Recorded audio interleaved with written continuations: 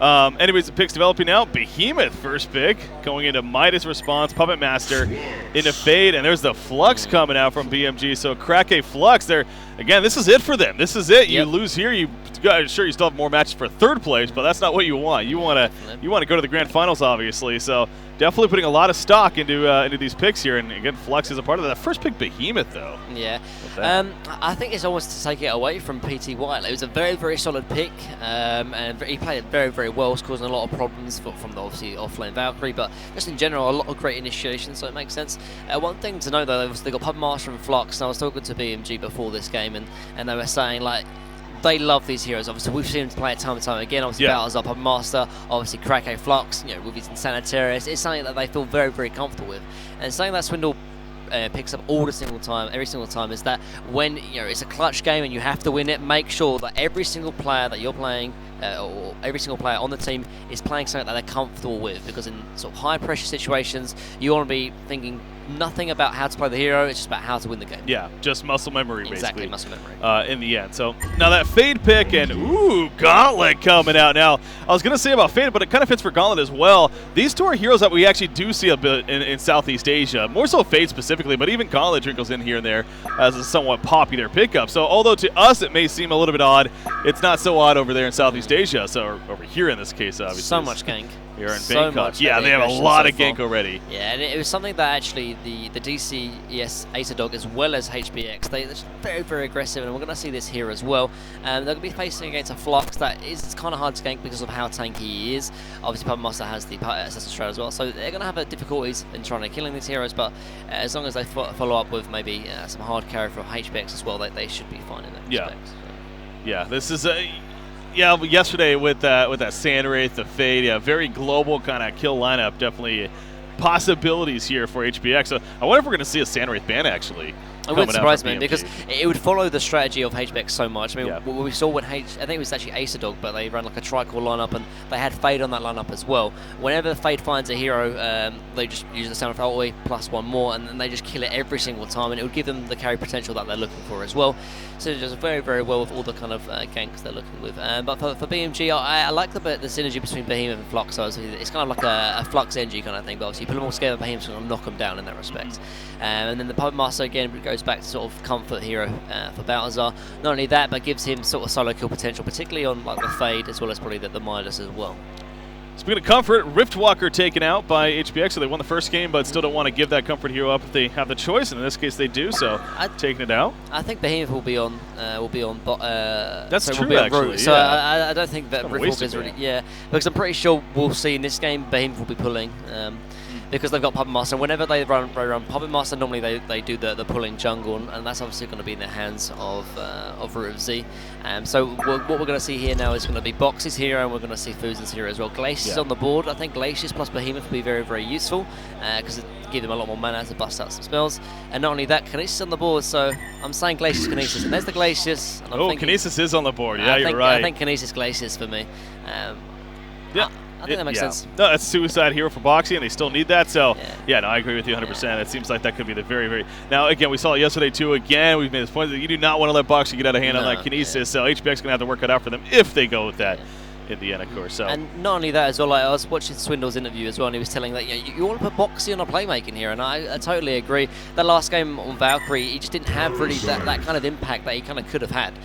So I think Kinesis is the way to go. It gives him not only that, but the Flux as well. It gives him so much great synergy in terms of AoE, kind of like the one they had in game one, but you can do it here as well. Flux pulls him in, Behemoth plus Kinesis AoE, man, that's so much AoE. So I think it makes sense. Interesting. We see a Parasite pick up. And Devour. That's still playmaking though. So it makes something different than just say Valkyrie. So looking at the Parasite though, again, we haven't seen a whole lot of true jungle heroes in general this event. It's just been a lot of secondary support. Some that may even with the Legionnaire of course playing in the lane initially. So, but the fact that you're able to fourth pick a Parasite pretty crazy. But it makes sense because that's just not their playstyle. But they pick it up here, and you talk about a completely different lineup. This first game, they went with a very greedy lineup, a late game, a lot of farm to spread around. This game's all about the gank. I mean, that's what it comes down to for HBX here. And they're right-clicking on I know Almond Raw is somewhat popular in Southeast Asia as well. I mean, it's possible. Maybe. I just think it seems a little bit weak, to be honest. They need a card carry, though, and Almond Raw is not going to be that. There you go. Mageman. I'm kind of not a big fan of that, honestly, because Puppet Master is going to have a great time controlling the Mageman, unless he goes Shrunken, which I guess is a possibility, but he's not going to get it that early because he's going to need his Room Cleave for his Firebrand. One thing I want to touch on as well, though, is that although we would have preferred the Kinesis, the Devourer is kind of quite good synergy, particularly when he's got the Behemoth, because of all the defensive capabilities. Say if Root of Z does do like a bad Fisher blocks off Puppet Master, at least you've got the Devourer there to hook him back. And it's a small synergy, it's a small combo, but it's very, very important. Yeah. No, it's a good point. I mean, for a hero that relies on his mobility big time, there's a lot of ways to stop it, what you're getting at. So, and even with the Shrunken Head, of course, you're like Devourer. Exactly. So, yeah, I mean, it's important, but I mean, also, he's not really facing any kind of intel hard carries, like not facing, well, he's facing a Puppet Master, but he doesn't have the greatest in-game. He's not facing like a Doctor Pulse is what I was trying to get at. Look at the main stage right there with the teams. I mean, they got the lights going around and everything. So, yeah, you talk about being in a LAN environment, ladies and gentlemen. You got distractions. You got distractions, and that's just something you have to deal with when playing at a big LAN event like this. Parasite going the boots first build, by the way, and actually headed towards the top lane with that Ward of Sight. Something we haven't actually mentioned is that Signuts is actually playing main support Fade. We've never seen that before. Oh, true. Because obviously they got Parasite, which is kind of interesting. I think this is going to be really, really kind of poor in their laning space. They got Magebrain as well. Like, he needs to have a babysit carry. So I'd like to perhaps even like an aggressive dual lane here from BMG. Perhaps a Glacius Devourer. It's going to completely just destroy this lane here from HBX. Yeah. Like a Magebrain Fade, like a double melee lane. It's just like a 1500 TM. Well, something tells me they're going to play not only main support Fade as they're obviously doing here, but maybe just pure roaming main support Fade. I mean, it's what they're going to basically sacrifice Magebrain's farm in a sense. If they, well, no, I mean, because it's just a Devourer or a Behemoth. What Behemoth? What is going on here? Okay, maybe they're still going to the lanes here. He's probably going to block. He's probably going to block the same thing as in game one. It is going to be Suicide Behemoth though, unless I mean, because Boxy's hitting. Oh, I know what they're going to do. Actually, they're going to jungle the Devourer. It's something that I've seen them do in scrims. It's very, very popular. What they're going to do is they're going to pick up Vowed Rot, and actually you can Vowed Rot into the jungle. He missed it a little bit, unfortunately. But so this is what they're going to do. They're going to do Vowed Rot on Devourer, and then from there he can jungle with it on, because he just turns his Rot on and it kills the jungle creeps without taking any damage from the jungle creeps. Very, very interesting. That's true. Yeah. That is interesting. Yes. Okay, so innovation here. You know, you just figure it's going to be the Behemoth and the Devil Suicide, and that wouldn't be out of the question by any means, but they sure enough are doing this. So MiTH going to put in some auto attacks, but obviously Devourer will be successful. Look at this Ward of Sight, by the way. All these things for that GSL event. Anyways, MiTH's getting away right here. Oh, Parasite's going to try and screw up, though. This could be an issue. Yeah, get the Vulture Lord. Yep. They do have Glacius, though, which is going to be a good counter, as you can see. Yep. So kind of a give and take right there, but he did take away the Vulture Lord at least, and causing a lot of distraction in the end, too. So an interesting bottom lane here. This Devourer skin is so troll. Oh, with the bedsheet Devourer. Yeah. It's like, what is going on right now? He's ready for a Halloween party. Anyways, top lane, again, a Suicide Behemoth is what we see here. Now, again, especially since he's going against a double melee, it's actually, it shouldn't be the worst thing possible. Not really, but he's still getting boxed out by Fade. One thing that's quite unfortunate right now is that Glacius is going to be boxing out this Parasite, and he doesn't actually have a ward to see where this Parasite is, because they use both wards up top to block the pull camp. I guess they really want to make sure this pull camp is Parasite's in trouble. Up. No, never mind. No, he should be fine. I can understand the reasoning why, because they want to make sure that Fade gets absolutely no farm, because obviously running a double melee lane, you want to be having one person pulling and one person in lane, whereas now they're sort of sharing experience. But with this, you know, they can't really see any rotation out from the Parasite, so it's going to screw up Boxy's time. As you can see, he's already lost one creep wave, and hasn't had a good time either, but it's give and take at the moment. Yeah. Gonna cause some issues, but we'll keep an eye on how his farm progresses throughout the game. Again, he's playing that playmaking hero in Devour, as you're stressing right there. That's what I was talking about. So, Magebrain farming the top lane, having a great time. 12 and 5 creep farm right now on top of the game. Fluxo Krake is doing a solid time himself, as he usually does. Again, this is a guy early on in the season we started learning about this team as bottom lane. Okay, no. Glacius is maybe? I mean, he's still going, and he wants his kill, damn it, and he'll get the kill!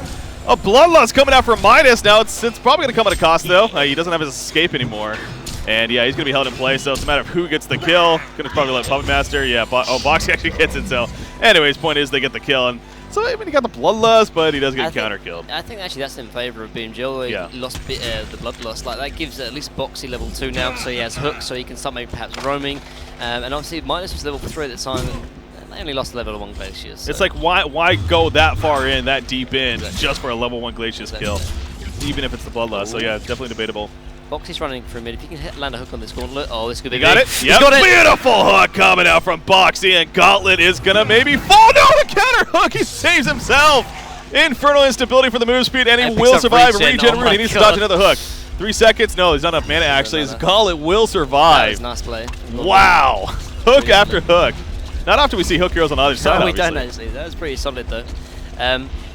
So yeah, they're probably going to start stacking the jungle if possible. Normally whenever they run this strategy, they have like a triple stack. And then what they do is they put the Val Rot onto Devourer, then he keeps on Rot, and then he can just sort of kill the whole hard camp or any kind of neutral camp without taking any damage to the neutral, which is actually invisible from the Val Rot. A nice little bit of an innovation, and yeah. I'm assuming that's what we're going to see here because they have been practicing in scrims. So right there, Fusion apparently, he's the most popular player hero combo throughout Haunter Season 3 that we had in our region, of course. Playing the Glacius, 32 games in total, so a very comfortable hero, it's safe to say here, coming out from Fusion. And again, great synergy with the team and everything else, so made a lot of sense in the end to pick up that hero. Looking back at Creep Farm once again. Again, both Mage Bane and Puppet Master, well, Mage Bane especially, geez, 350 gold per minute. Puppet Master actually not doing as well. Again, that first pull and whatnot, causing some issues, so I'm sure putting him behind middle lane. Flux in trouble. Water, he has no clue. That Parasite's here as well. This should be a kill. He's tanky, but ain't tanky enough. And a second kill coming out for HBX right there. So PTY getting involved early on. Definitely.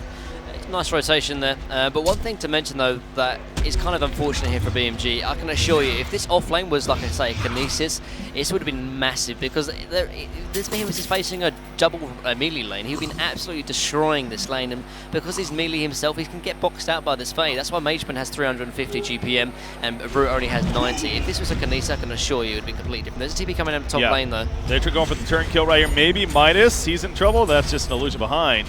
Gonna be fine, but now Fade's in trouble. Yeah, that's a main support Fade, no chance. Gauntlet maybe with the hook, but he's nowhere nearby. A matter of time here. It's surviving a lot longer than I would expect, but he is gonna be picked up in the end. So at least buying a lot of time. Mageman's pushing the top lane in the meantime. Again, that's a main support Fade, so really not the end of the world here for the Hellborn side. I have to admit, this Fade Magebane is probably getting a lot more than it should have. Because again, goes back to obviously Root of Z, there's no Kinesis or no ranged offlaner. As a result, the greedy sort of lanes or double melee lanes not really getting punished as much as it should. Boxy hook, boxy hook, boxy hook, boxy hook. He gets the hook right there. Flux. Oh, the counter hook. Go again. This time, though, it's not going to work as well. We're not going to a teammate, and he falls right there. Big kill once again for BMG. By the way, guys, be sure to check out HaunTour.com/worldfinals for all updated coverage as far as schedules, results, and more information. All is there from articles and whatnot. Some sweet articles written by Quincy and crew. Giving you some good information. So definitely check that out throughout the day and keep updated. Because there's also the other matches going on, like I was talking about. As far as all the other places that need to be figured out. So we've only seen Gauntlet and Devour one time before, but Devour took home the win. So we'll see if it works out this time around. But yeah, it's definitely going to prove to be very entertaining. It already has been so far. One thing's for certain, though, is that they need to maybe start shutting down this Mageman, because if you look at HBX, they scale very, very poorly except for this Mageman. If they can shut down this Mageman, it's kind of obvious that they're going to take this win if it gets into the late game, because Puppet Master's going to do well as Flux middle lane. Oh, talking of middle lane. What a combo, but he's too tanky, man. Flux, Parasite, no, he can't get a range. Beautiful freeze right there from Glacius, and he's also going to live. That was a sick hook. That was a sick hook indeed. This is Super KG, man. We saw Super KG today. Perhaps he's giving some of the magic. Perhaps he's actually playing. No one just realizes. Maybe, man. In disguise. No. Obviously, definitely the credit due where credit's deserved, and Mr. Sun's deserving it right there. But again, didn't even end up at a kill in the end. A couple of factors coming into play. Not only is they have to make sure that this Mageman gets farmed and scaled into the late game, because look at HPX farm at the moment. They've got all 200 GPM and all their other cores. And so if they can shut down this Magebane, like BMG are going to be in a great position. And I think when they're going to start looking to skank this Magebane is when Puppet Master gets his Assassin's Trap, because before then there's no way they can really kill him effectively. Ooh. Nice dodge by Gauntlet right there. Figured the hook was coming and able to sidestep it, so well played. Almost acting like he wants to go for a counter hook, but doesn't really have much up, so kind of just toying with them in the meantime. Back to farm though, Magebane again getting plenty of it, but his teammates not necessarily as much. Still early on, 7 minutes plus, but Magebane, he has a life tube here. What do you think? Is it going to be the helm or sustainer and Hellstone or Cleaver? Because he's the only one that's going to be doing damage in the late game. He has to be very, very big. He has to have a lot of farm, and he's going to have to carry this game. And going Hellblood Legion is just not going to do that for him. He might go it just because he might be scared of the Puppet Master ganks, for example. There's a lot of damage, first damage from Behemoth, from Devourer, for example. But he has to go Rune Cleaver if they want to win this game. Yeah. All right, we'll see. Keep an eye on what Ball does here. Or Ball ×3 playing the Mage Bane. Gauntlet looking for an opportunity bottom lane. He does have that ultimate up, the Gauntlet Blast of his, the Power Glove. Ready to go, but not going to find an opportunity at least just yet. Going to stick around. He was invis, so. Devaro's up top. I don't think they can kill him, though. This Devaro's not level 6. I don't think they have the burst potential to actually kill Mage Bane before he blinks. Well, I got a Shockwave, so if he's next to a Creep Wave. They can kill Fade, yeah. Could possibly do it. Yeah, Fade, they definitely be a kill. Fade dead. That should be a dead Fade. There's a Fissure Stun, a hook over, and big cut. Oh, the Shockwave is not enough damage. Fade is going to survive. Pulls it back in, though. Nice. And Devourer will finish him off. Good pull. teamwork right That's there. really Good nice call. Yeah. Nice rotation as well. As long as they secure a kill with Avowed Rot, that's fine. Devaro's now close to level 6. If Devaro's was level 6, I think they could definitely have killed the Mage Bane, but without that, they just wouldn't be able to get him. Yeah. Crack a Flux, yeah, he's a very good Flux player, 11-2. But speaking of that, too, last game they had both, well, they had Riftwalker, and Riftwalker, I believe, is like their most win percentage hero, their highest win percentage hero, and you know, they lost that game, obviously, so. It was a little bit of a weird draft. This one makes a lot more sense. They have a lot more early aggression, and they're actually sticking and executing their draft a lot more. Not only that, but they have good scaling heroes like Puppet Master. As well as that, they got 2 of their cores farming well. They got Flux and Puppet Master, whereas the Valkyrie was playing off lane, so just was not expected to win his lane as a result. Just falling off quite hard. No, sorry about that, guys. Apologize. Tickle Hook. Big hook from Devour right there. Gauntlet gets pulled in. He is going to do the counter hook, but again, too much pressure on him.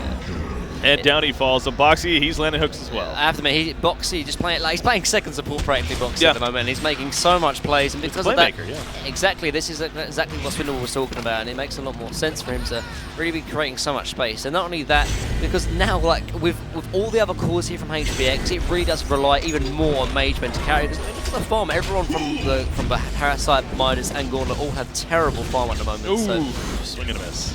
No, it was just so it would stop any denies coming out from middle lane. So and it does. It does. So, yeah, solid play. But yeah, so now Mage Bane is going for rune play, but I do like that decision because he's going to have to carry this game because all his skills are doing terrible. So. Yeah. Bottom lane, Veiled Midas, and Gauntlet. This should be a kill. I mean, Puppet Master has no clue. Veiled going to be exposed right there. There's the Power Glove on top of everything else. Oh, he missed the hook though, because Flux pulled him. It's not going to matter, however. That was close.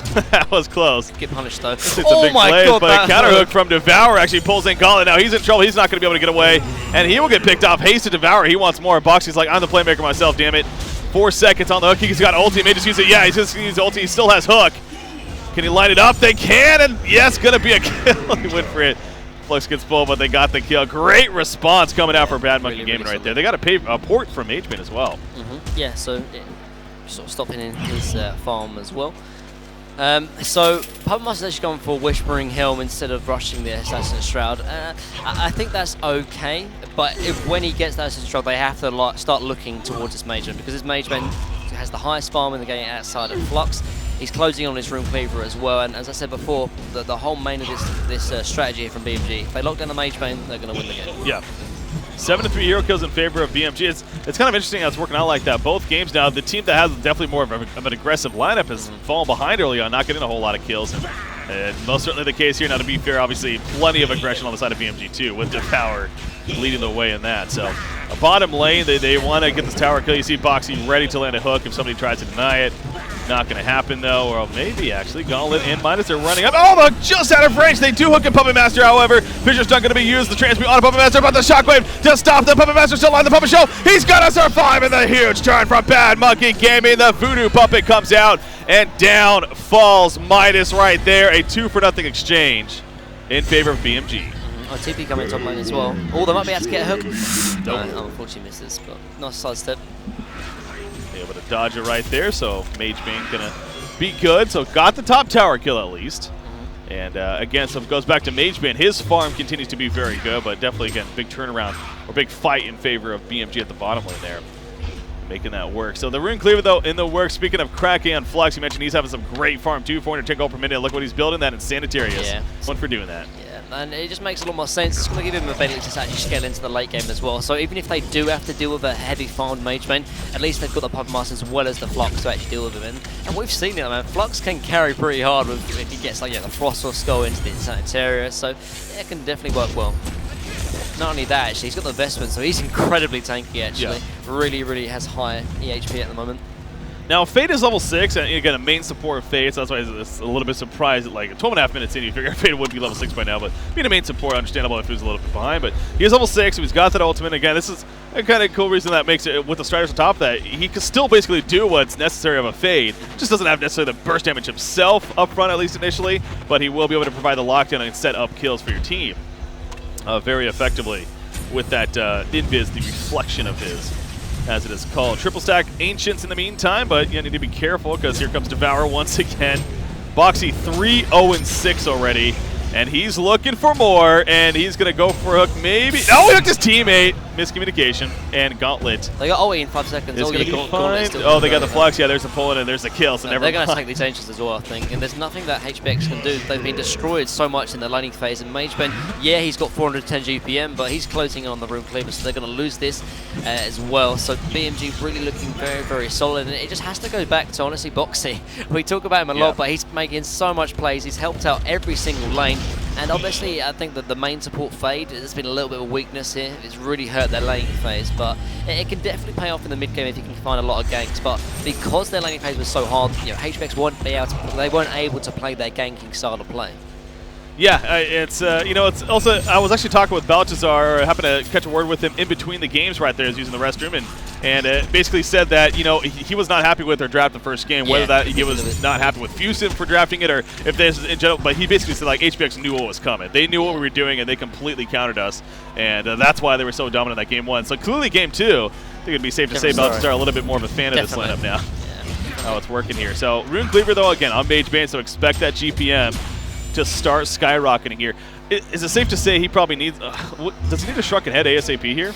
If you go shrunken head ASAP, like, his farm is still going to be weakened. Like, normally whenever you go like MageBen or even like Dark Lady, you want to pick up the Rune Cleaver and then you want to go into the Abyss of Skull. But the reason being is because you need some kind of sustainability in the jungle. Like, he can't take Ancients without the Abyss of Skull, because he's going to take too much damage. Like, he needs that life regen, he needs that armor, and also it gives him ability to solo Kongor in the late game as well. Going straight shrunken head, like, it's definitely needed because he's just going to die if he goes into a team fight. But I think HBX, they can't take team fights just yet anyway. They don't have a portal key, or like, they don't even have upgraded boots on their mid play. Like, it's 170 GPM. Like, they've been wrecked so hard in the laning phase, so that they can't really take team fights. So I think the Abyss of Skull would make the most sense, would give his better farming, better split pushing potential, and then he can start building towards a shrunken head. And by that time, hopefully, you know, the rest of his team has got a bit more farm as well. Yeah, by the way, guys, the screen you're seeing right now, it's actually the main stage screen. We're just fixing some issues on our side, trying to address some issues. I believe the audio still we're trying to fix, and having to tweak around with my computer as well with that concern. So anyways, you still obviously see the game now, but hopefully they keep up on the action, because I'm such a great cameraman, you know. They gotta live up to what I bring to the table. You never miss kills. Missing bloodlust kills and everything, so. All right, 16 minutes in, though. Again, 5,200 gold lead, 5,100 experience lead right now for... I keep wanting to say Team Boxy. Yeah, I know, like, can't they just like tag up at least either Boxy or BMG? Like, man. It's so hard to cast when there's nothing to tag. So professional. Gauntlet, how's he looking? He's not looking good. 172 gold per minute, 5 deaths. I guess will do that for you. Not been a pretty game for Mr. Suns as far as, I mean, he's had some big hooks, obviously, made some big plays early on, but having 5 deaths at 16 minutes in, you ain't going to do too much. There's a free kill on a Glacius in the meantime, and nope, he's going to be fine, though. Yeah, doesn't stop the TP, so gets on out of there. I think actually Flux, with him, like, Flux trying to pull him back so Devour could get the hook, but actually I think Behemoth was closer to him. If Flux didn't know, I think Behemoth could have got the tail end of the stun, unfortunately. Unfortunate. A little bit. Oh, I was going to say that. Yeah, Parasite, definitely going to need a big factor out of him, especially with Gauntlet's kind of slow start here. Parasite's the one hero they have right now that, you know, has potentially obviously snowball a little bit himself, and they have some burst damage to pick off those supports, as we saw right there at Glacius. So, middle lane. Middle lane indeed. We do have initiation on a Gauntlet right here. Lockdown from Devour, gets a kill. Mana Rift. That was a horrible Mana Rift. Yeah, he just tried to stop the ulti, but he was dead anyway, really. So didn't really matter. A little bit strange, but... yeah, just, I mean, BMG, they're just taking over this game. And this is what I was saying back in Game 1. Like, Game 1, they didn't really have a purpose. They had no idea of really how to do anything. Like, what was their plan? What was their strategy? It didn't feel like they had one. Whereas this one, they created so much space in the laning phase. They really looked to get aggressive, looked to find hero kills. And not only that, it creates so much space for Baltazar to keep on farming. And not only that, they can start looking towards taking down MageBen when they have their Assassin's Shroud on Puppet Master, which he does have now. So, MiTH does get enough farm to at least get the portal key here. Still sitting on red boots, getting not a whole lot of GPM, but at least he has a portal key, so hoping to set up with that. They're trying to make something happen at the bottom lane, but you see the secondary middle tower is being pushed in by BMG, but they want to catch Baltazar. Baltazar, though, a little bit too quick, and he falls back before. Yeah, they do have portal key in MiTH, though, but yeah, they see BMG falling back there. They're scared of anything else. Not going to risk it right there. Ooh, I thought Diva was going to go for a random hook, but does not, and in the end, the TP is successful. So no kills happening. Look at the Lex build, though, by the way, on Parasite. Yeah. Looks like he's going the Codex here to follow up, most likely. So It could be Puzzle Box as well. But if he goes, to be fair, I think actually Puzzle Box would make a lot more sense instead of the Codex. The reason being is because like, if he goes Codex, like, who is he going to burst down? Glacius? It's like, it's not important. Yeah. I think the Puzzle Box would make a lot more sense, actually. It would be really annoying for like the Devourer, the Flockle here that need a lot of mana to really be useful in team fights. So I think Puzzle Box would be a lot stronger.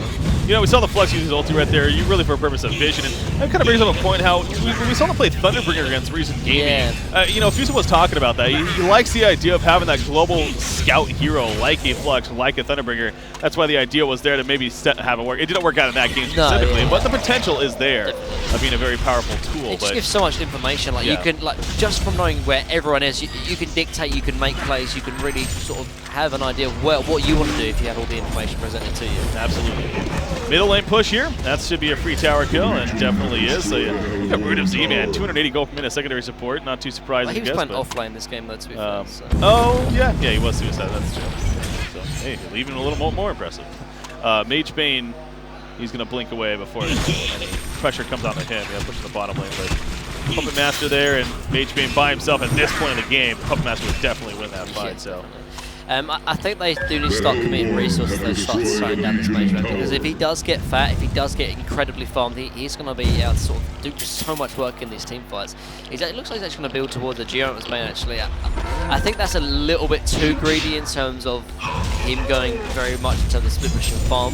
I think maybe just a straight Firebrand or even the Abyss Squad and then it's Shrunken would make sense, but because otherwise like BMG are going to take all the objectives before 30 minutes. Yeah. And so I think that's a little bit too greedy. Not only that, but he's gone straight Blessed Orb instead of like say straight Firebrand. So yeah. That seems very, very weird as well. Blessed Orb is like one of the worst stat yeah, it's like the most stat inefficient. You need it to build up so many things, but itself, it's kind of... It's 10 to all stats for 2,100 gold. Like you compare that to like one stat for 53 gold on everything from minor tone. It's just very, very inefficient. So like if he's going to build some Geos, it would make so much more sense to go to Firebrand. Maybe he's scared that he might get bursted down, but 10 strength is not going to make a difference. Parasite right here doing Parasite things. Sitting in the Ballista and pushing the middle lane. Puppet Master going in. Devour's going to lock him down. It's not doing anything, though. Now, they will come out on a Glacius, however, but now Parasite, he's going to end up dying right there. He went for the kill. Yeah, Devourer is obviously the physical spell, so you can actually OE onto Catapult. Nice and kill. Holding him in place and allowing them to get the kill. So I wonder if Alchemist Bones is also going to be a potential here for the Legion team on one of their heroes at this point. I don't think so, because they have ways of killing the Catapult, as you can see there from the Devourer. And not only that, but I mean, who would really go the Alchemist Bones? It's not Devourer. Yeah, but it doesn't do anything for him. It's like he's not going to be turning into a carry. More farm. More experience now, too. More attack speed on Devourer. Imagine. Yeah, understandable. I can't get over Root of Disease is still looking really good with his item progression too. We've got that portal key, a full Grave Block here, and bottom lane. Level 12 as well. They're going to try for something. Mage Bane, he's in trouble. There's a Shockwave initiation. Will the TP come in time? Yes, it will. Nope, doesn't even necessary, actually. I didn't even see Devour there for a second. I didn't even realize he portal keyed in as well. They went in at the same exact time. That was great synergy there. And this is what I was saying about that Blessed Orb. Like, obviously, if he had a Firebrand, he was still going to die, but it would give him a lot more farm. Instead, like, I think he picks up Blessed Orb because, I want to be a little bit more tanky. It's like, well, 10 strength. You're going to die anyway. Yeah, you're going to die anyway, so you pick up the Firebrand, but it is what it is, and he's still dead, so. That it is, and HBX, it continues to be not the best game for them, so BMG doing their best to force a third and final game, and right now they are in the driver's seat to do so. 8,100 gold lead, 11,000 experience lead at this point, and it seems like they got their groove. Yeah, definitely. I mean, it looks like Puppet is going to be building a Health Flower as well. That's perfect item choice, because then he can solo kill the Mage Bane, even if he has a Shrunken Head, because he can pop out and get it, kill him before he even gets it. So, really, really great itemization here from BMG, and it just seems like everything is working. Maybe they got the first game out of the way, first game jitters on the main stage. Yeah. Game 2 seems completely different, and actually a fade. That's a support fade going down. So good find right there. Using the Veiled Rod to help them do so. I'm noticing this. Balthazar actually controlled a War Beast Enchanter. I don't even know what that does, to be honest. I don't even think it does anything. I think it's just range attack. Yeah, so just I guess just simply had a creep and just like figure out. I think it's really good for stacking because the reason why because first of all it's ranged, so you can obviously stack the ancients. But not only that, like whenever you use the Whispering Elves, you can't farm that creep, and obviously that, I think it's like 33 gold you get from it. So you want to be using like a range creep kind of thing just for stacking. Cause wait, it gives vision. That's right. Does it give vision? It's the one that gives vision. That was changed. I remember now. What? That's the one that gives vision. Yeah, the War Beast Enchanter. That was just a long time. And no one cared because it was still a War Beast Enchanter. Like, no one thought about it. Really strong, though. But that's, yeah. Is it global? It's not. I don't think it's global in the short range. Man, but that's really good. It's pretty powerful, yeah. So speaking of that vision aspect, the hook, he hooks a War Beast. He's saving it, man. He wants his like mobile ward. Yeah. Just saving it. I can't believe. Why don't we see this more, man? That seems pretty powerful. Yeah, I think we do see it sometimes, but I didn't even realize that's what it does. Different things at the no, I'm on the same boat, man. No I've been casting Escape for 5 years, and that just hit me. When I saw him actually cast it, I was like, wait a second. Anywho, top tower goes down right there in favor of BMG, so all the distraction happening, and BMG still continuing things in their favor. Hellflower in the works here for Puppet Match. Do you like that follow-up choice? What did you say? Hellflower for Puppet. Yeah, I was talking about before. Yeah, it makes so much sense because even if Mage Bane goes strong in it, that he's still going to die. Well, he doesn't have the Nullstone actually. That's probably why he picked up the Blessed Orb. Yeah. Okay. It makes sense, but I think as long as Balthazar is quick in terms of his, quicking like the Hellfire into sort of the puppet shot, I think he's still going to die. Not only that, but he needs a Shrunken Head because the AoE coming out from like Devourer, from Behemoth, from Glacius, he needs Shrunken Head. And if you go in Glacius plus the Nullstone, again, it's very, very defensive. And seeing as his team's doing no damage now because they've been so wrecked, it's more defensive, and I'm not sure if that's the way he needs to go. It's going to stop him potentially from getting a burst down from Puppet Master, but yeah, he needs to really be carrying his team, and that's just a little bit too defensive for me. Flux Vision coming out right there, using the pulse, scouting out what's going on, and thus they're able to respond to it, but unfortunately for them, it's just illusions over here, so can't really do much jumping with that. Frost's Skull already finished though with Kraken. Jeez. He's farmed. Sanitarius Frost. He's hitting hard too. It's the same farm as that Puppet Master actually. It's pretty insane. 200 plus auto attack damage when he has the Sanitarius up. That's not something to laugh at. Ain't too funny there. HBX, does he have the Codex? Oh, he went Puzzle Box. Okay, so we went the Lex into Puzzle. Yeah, that's what I thought. Yeah. Because there's no reason, like, even if you go Codex, like, you're not going to be killing like Behemoth, Devourer, or Flux. You might have a chance of killing the Puppet Master, but he's got a Shroud anyway. So why go Lex then? Is it still purpose to go Lex? It makes loads of sense to go Lex because, like, if you can Lex, then face up, it does. It still is, the face up transfer. So you still get double Lex effects, and not only that, the Lex is useful because you use it the first 15 minutes, and you're going to be killing people regardless. So. Gotcha. I have to admit though, like compared to game one, PT Wide, like he said, he's 1-1-1. I guess his whole team hasn't done too much, to be fair. But seeing as Fade was the main support, like he's not, you can't expect him to really make any rotations. The lane are going to be screwed up when you have like a first support Fade. And so if you're going to go first support Fade, you have to make sure that your jungle is active. And unfortunately, PT Wide just hasn't been able to do that. Absolutely, middle lane, Failed Rock coming in from BMG. I don't know if this one was scouted. It looks like it definitely was. They're spreading out big time. As I see that, though, they're getting closer and closer. Parasite, he's going to be in trouble right here. He's going to be pulled in. And Parasite, quick burst on him. That's got to be something, man. All of a sudden, 5 heroes appear. And Gauntlet also going to be killed off in the end with that Glacial Downpour assisting. So, in fact, he got credit for the kill. So, good couple of finds there for BMG. And now, possibly Kongor is going to be happening. They're going to the middle. We'll see if they push it or go for Kongor here. Yeah, I mean, Kongor would be safest. They don't know if HBX have any kind of buyback. So. It would be safe. Mage Bane looks like he already got the T2 tower top, so it's fine. He's going to actually try, but he's going to backdoor middle lane. Yeah, that's one thing we didn't talk about. Like middle tower being up for 27 minutes, that gave BMG so much, and they're going to defend it as well. Or Mage Bane might try and finish it off actually, but it just gives like if you have your mid tower up for like 27 minutes, like it gives them so much map control, and like they've been pulled into it. They have easy access to Kongor and everything, so really solid. Yeah. Mage Bane finishes off some Ancients, so yeah, he didn't even get the middle tower. It's definitely going to be denied here, I would think, by No, they don't even have to, really. Like, I think denying it only at tier 1 only stops like 300 or 400 gold, and just having this kind of tower here... Presence here to TP gives, too. It just gives him so much map control, so I don't think he's even a need to. Good points. Bottom lane. Okay, they do deny. Oh, he's going for a kill. They're trying to get the kill on a MiTH, but MiTH's a little too slippery, so yeah, as you said there. Oh, they got ulti there. They might use ulti. If they use ulti now, MiTH is actually going to die. No, it does. Yeah, he does. No, I'm surprised he didn't, honestly. Yeah, he's going to TP. He's going to TP out, and he will survive. Look at Boxy. He's like, I know you're here somewhere. Is there any auras or something like that? Nah, no, it's just Spidey presence, sense, man. Spidey sense. Watched some Spider-Man recently. So Mageman goes Firebrand as well. So I guess they just want to try and push their way to victory. I mean, if he goes Shrunken, it's still going to be very, very hard to team fight BMG. So I guess in that respect, it's going to be useful, going to help him split push a lot more, but I don't know. Portal key just picked up by Gauntlet right there. So he's got his own portal key now. 28 minutes in, though. Safe to say a lot longer than expected of when he wanted it. Firebrand purchased by Magebane. The follow-up to the Millstone. And it's going to start pushing out the top lane here with Fade nearby, actually. So going to maybe try to bait something out, but needs to be a little careful with that. Again, you see them roaming over. They got the Veiled Rot, so this Ward Sight's not going to spot them. Is everyone Veiled Rot? Yep. This is dangerous for Magebane. He's got a Nullstone, though, against this Devo.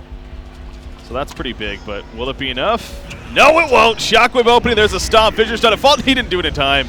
It might not matter, though. The hook is going to be dodged to take out the Nullstone, though. There's the Fissure Stun. Freeze from Glacius. Yeah, it's going to come in time. And everything coming out to finish him off. So the Veiled Rot, man, BMG, we had a feeling that they were going to use it plenty in this World Final because they haven't. They are really using it, man. That was actually chasing this Vagabond leader. But yeah, they can just push mid though. Magebane just bought the Firebrand as well, so they have to assume that he doesn't have buyback. And with the token on Puppet Master as well, they've got nothing really to fear. They can start sort of forcing and sieging their tier 3 towers. Yeah, I think game number 3 definitely could be a good bet on the horizon here with how this just continues to go. There's just no signs of life really for HBX, it feels like. Nothing's going their way at this point at least. So leaves the tower middle lane, gonna apply some pressure because why not? They got a token of life, 2.5 minutes remaining on it, so feeling pretty comfortable. Sitting in the front lines, hook on a fade, and yeah, killing a fade as a result. So the support fade once again gets picked off, sitting on Striders, level 8. Not been a game for him, as is again the same for the whole team. Not to beat a dead horse by any means, but it's just a little bit different here in game number 2 for both teams. Well, I mean, like, if you're gonna go support fade, like it's cost them their lanes, honestly. When they cost them their lanes, then the Gauntlet, the Midas, like, and as well as the Parasite just had no impact. And so BMG, they can play, they can do whatever they want, really. What did they final pick the?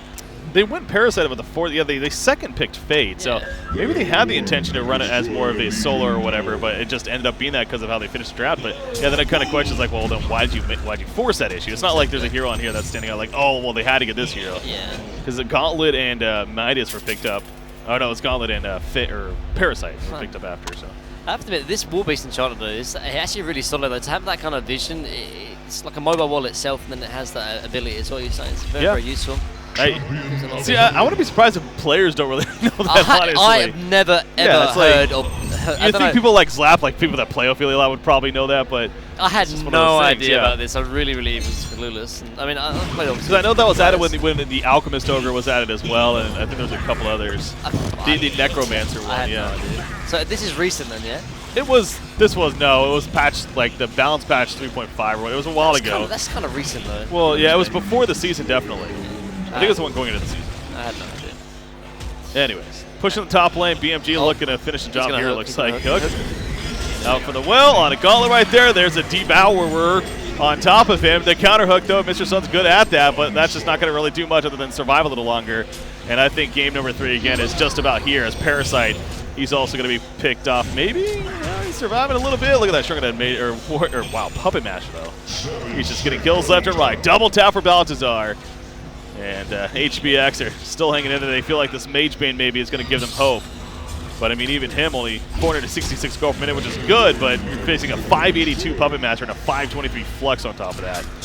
I mean, you have a Rune Cleaver Magebane. Like, he unfortunately hasn't been as big as he needs to be. He's fighting against 2 lanes of Rax, which is okay. He's got a Rune Cleaver, so he's going to be able to at least push out these waves quite easier than his teammates. But still looking kind of grim. One thing to know about the Thai teams is that they never concede until the throne dies, as we've seen before. Just about, yeah. And they have a Magebane as well, so there's no need to sort of just rush the concede just yet. So might as well play on. Yeah, makes sense there. Hey, again, having the Magebane, you never know what can happen. And before you know it, you get a big mana rift off on, say, the Puppet Master or something like that with no mana. And everyone dies, and you're like, well, we're winning this game now. A lot of things we need to connect here to definitely have that happen again with the way BMG's playing as well. Very, very grim in that sense. But 3,000 more gold saved up on Puppet Master. Speaking of him, Flux has also continued to increase. You mentioned his GPM as well, really up there. He's got the Souls Bulwark here. This has to be one of the higher performance Flux or Kraken games on Flux here. 512 gold per minute.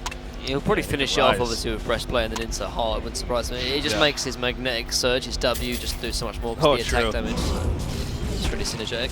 Strength gain, yeah. So Devour slowed down a little bit as far as his snowball, but 3-0-16. No, hey, Boxy was MVP already. Like, yeah. Like not just because he's Boxy, but because the amount of space he created for his lanes. Like, not only that, but because like HBX have an equally aggressive draft as well. Like they've got Gauntlet, they've got MiTH, they've got Fade, they've got Parasite, and yet they didn't seem to be aggressive. That's not because really they played well. It's because BMG, or Boxy in particular, it crushed their lanes. It really stopped their momentum and made sure that BMG had so much space to make their plays happen. And Hook again onto Fade. Oh, nice. Speaking of Boxy, yeah, nice portal key to avoid this stun. It's the small plays like that, man. Secure kills and take care of business. So make that another kill. 4-0-16. GG, well played. It looks like, yeah, they realize enough is enough, they say. We are going to a game number 3, ladies and gentlemen. Bad Monkey Gaming versus MiTH Hybrid. Hey, you know, I can't say I'm surprised, but the way that this yesterday went especially, and it's going to be a great day today, continue to be. We got a game number 3, and I'm excited for it, as I'm sure everyone else there. Yeah, definitely. Tuning in. And yeah, I think BMG. I think the biggest reason though is that game 1 was them being them a little bit tilty. You know, game 1 jitters. It's on the main stage, so I think once the game 1 was out of the way, you know, they were like got their draft together.